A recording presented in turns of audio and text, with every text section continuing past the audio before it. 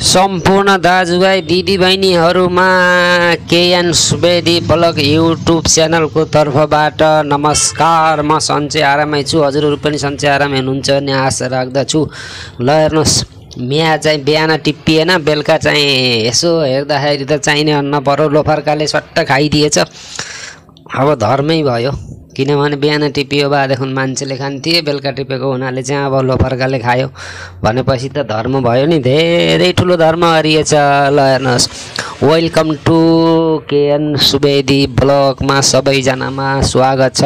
नयाँ साथीहरू हुनुहुन्छ भने च्यानल सब्सक्राइब गरेर सपोर्ट गरिदिनु होला। Please new friend subscribe my YouTube channel K N Subedi blog. Welcome.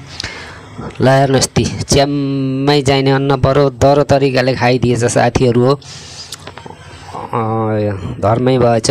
नयाँ नयाँ चाहिँ साथीहरू हुनुहुन्छ भने जरुर च्यानल सब्सक्राइब गरिदिनु होला। सबैजनामा चाहिँ नमस्कार छ। ल हेर्नुहोस्, सानो बुट्टामा पनि यस्तो लास्टै फलेको छ कि।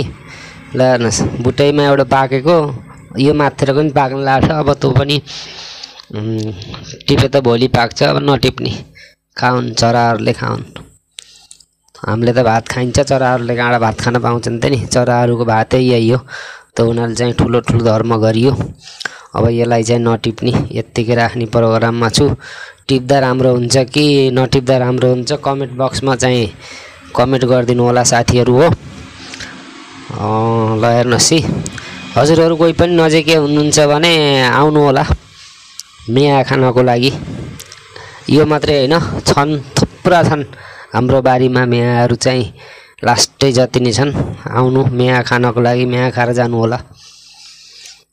सबैजनामा स्वागत छ। धेरै दिन भयो नआएको, भिडियो नबनाएको नि धेरै दिन भयो। ल हेर्नुहोस्, यो चाहिँ यस्तो फल पनि छ। ल हेर्नुहोस्, हजुरहरूलाई मनपर्छ कि पर्दैन? ल हेर्नुहोस्, एकदम राम्रो खाले फल हो यो।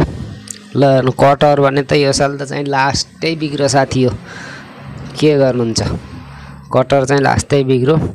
अन्तिमसम्म भिडियो हेरिदिनु भएकोमा सम्पूर्ण दर्शकमा नमस्कार भन्दै आजको भिडियो चाहिँ अब अन्तिमसम्म जाँदैछु, किनभने कटहर पनि कोरोना लागे जस्तो भयो।